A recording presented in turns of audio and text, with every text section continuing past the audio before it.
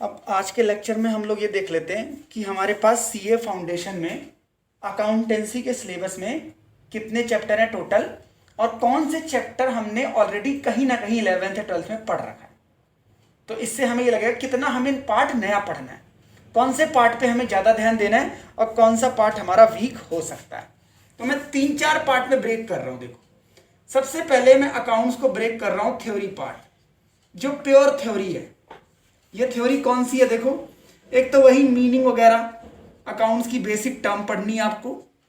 फिर अगर आपको याद हो तो 11th में आपने पढ़ा था अकाउंटिंग के कॉन्सेप्ट्स, याद करो, money measurement concept, business entity concept, ये चीजें अब डिटेल से पढ़नी है बढ़िया तरीके से, ठीक है ना। फिर थ्योरी आएगी आपको कैपिटल एक्सपेंडिचर क्या होता है और रेवेन्यू एक्सपेंडिचर क्या होता है, ये डिटेल से समझना है। फिर जी ये बताओ कॉन्टीजेंट लायबिलिटी क्या होती हैं और कॉन्टीजेंट एसेट्स क्या होते हैं, इनके बारे में डिस्कशन होगा, राइट। ये हमें डिटेल से देखना है। उसके बाद हमें और थ्योरी पार्ट क्या है, थोड़ा सा अकाउंटिंग स्टैंडर्ड्स क्या होते हैं, और ये जो नई चीजें आई हैं जिसे इंड एएस बोलते हैं, ये क्या होता है, इसके बारे में हम पढ़ेंगे। मतलब अकाउंटिंग स्टैंडर्ड क्या होता है और इंड एएस जिसे बोलते हैं, इंटरनेशनल अकाउंटिंग स्टैंडर्ड को हमने अडॉप्ट किया है, इंडियन अकाउंटिंग स्टैंडर्ड्स, वो क्या होते हैं।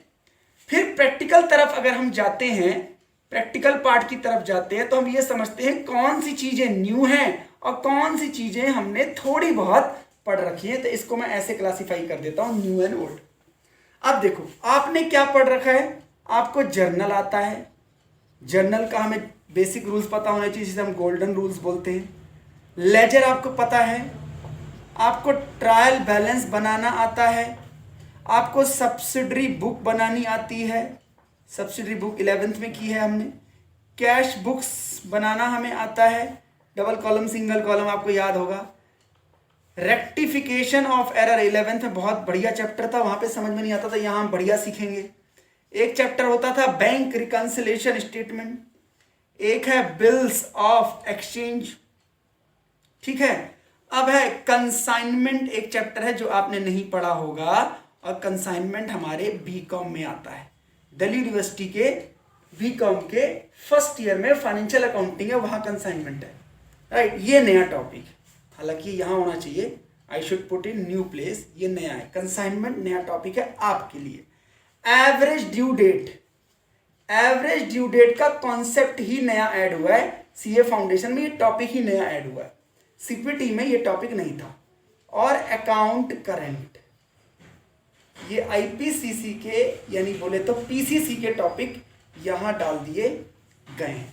फिर आपने 11th में बनाया था फाइनल अकाउंट्स, जिसमें आप बनाते थे पीएनएल बैलेंस शीट, वो यहां पे है। फिर हम सीखेंगे एनपीओ क्या होता है, नॉन प्रॉफिट ऑर्गेनाइजेशन। और आपने पूरी पार्टनरशिप जो 12th में करी थी वो पूरी हम यहां पढ़ेंगे। पार्टनरशिप में हमने पढ़ा था इंट्रोडक्शन ऑफ पार्टनरशिप, गुडविल का treatment, new admission, retirement, death. क्या नहीं है वो है dissolution.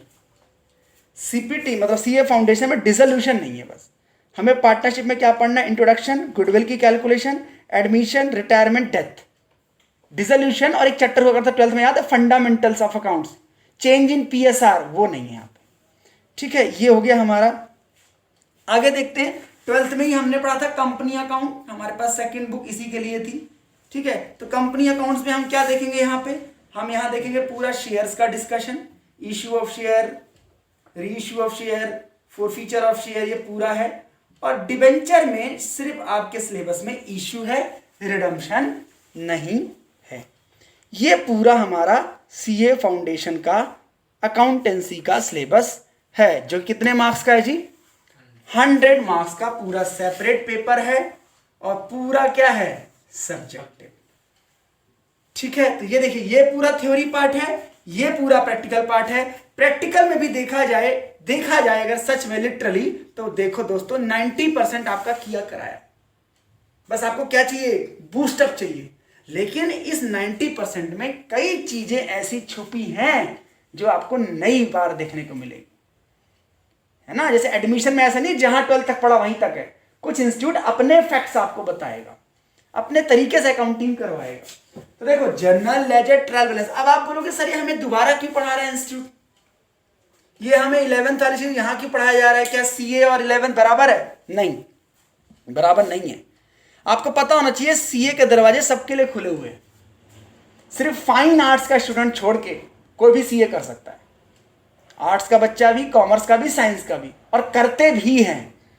Most of the student who have cleared class 12th from the science background, they drop out their stream and then join the CA profession. तो that is why उनके लिए सब basic से पढ़ाना पड़ेगा। तो इंस्टीट्यूट ने सीधा बोल रखा है कि हमारे लिए आप जीरो से आए हो, हम तो ये मान के चलेंगे आपको अकाउंट्स का ABCD नहीं पता। दैट इज वाई उसने पूरा बेसिक आपको अकाउंट्स दिया हुआ है। ठीक है, तो मेरी क्लास में अगर आप नॉन कॉमर्स नहीं है, कॉमर्स के हैं, तो कॉपरेशन के साथ हम लोग पढ़ेंगे। क्या कॉपरेशन? जो आता है उसको पहले रुक जाओ, बाद में ले लेंगे, या आपके डाउट्स ले लेंगे। आप पूछ के डाउट पूछ सकते हो। सपोज मैं होमवर्क दे रहा हूं, यार ये कैपिटल रेवेन्यू पढ़ के आ जाना, डाउट्स मुझसे पूछ लेना। या सर मैंने ऑलरेडी वीडियो बना रखी, थोड़ा सा कॉपरेट करना पड़ेगा, वीडियो बना रखी कैपिटल रेवेन्यू पर, उसको सुन लो, एग्जाम्पल देख लो, क्वेश्चन से फटाफट कर लो अपनी बुक से, डाउट है पूछ लो।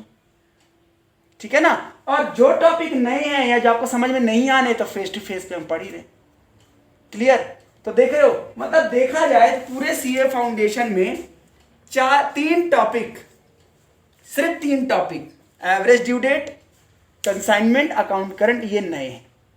और थ्योरी में भी कुछ नई चीजें आएंगी बीच बीच में, ऐसी बात नहीं है। थ्योरी में बहुत सारी चीजें इंस्टीट्यूट नया पढ़ाएगा, क्योंकि पहले आप सीए प्रोफेशन में नहीं थे, पहले आप एक स्टूडेंट कैटेगरी थे, आप बुक कीपिंग सीख रहे थे, अब आप अकाउंटेंट्स के एक्सपर्ट बनने जा रहे हो, उस हिसाब से हम पढ़ेंगे। राइट? 3 टॉपिक जो मैं बताना भूल गया उसको देख लो, ये भी हमारे सिलेबस में है। डेप्रीसिएशन, इन्वेंट्री वैल्यूएशन और sale on approval basis. Depreciation भी आपने 11th में पढ़ा है, ठीक है, लेकिन 11th में आपने सिर्फ मेथड्स पढ़े थे, तो वो भी 2 मेथड पढ़े थे, लेकिन यहाँ पे मेथड भी ज्यादा है और थोड़ा सा सिस्टम भी आगे और पढ़ाना है। डेप्शन को हम मान सकते हैं 50-50 है, 50 ओल्ड 50 न्यू।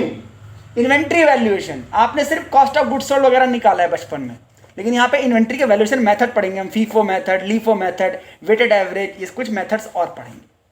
और फिर है सेल ऑन अप्रूवल बेसिस, नया चैप्टर है। पहले आपने सिर्फ इतना पढ़ा है कि सेल रिटर्न होती है, परचेज रिटर्न होती है, अब हम उसको अकाउंटिंग टर्म में पढ़ेंगे कि कैसे गुड्स अप्रूव होती हैं ऑन अप्रूवल बेसिस, यानी कैसे हम सेल को रिकॉग्नाइज करते हैं, कब हम मान लेते हैं कि सेल हो गई, रेवेन्यू रिकॉग्नाइज हो गया। ये हमारा पूरा अकाउंट का सिलेबस अब खत्म हुआ इन तीनों मिसिंग टॉपिक को मिला के। अब हम लोग क्या करेंगे, स्टेप बाय स्टेप चैप्टर्स को उठाएंगे, कुछ लाइव सेशन, कुछ फेस टू फेस और कुछ ऑनलाइन। ठीक है।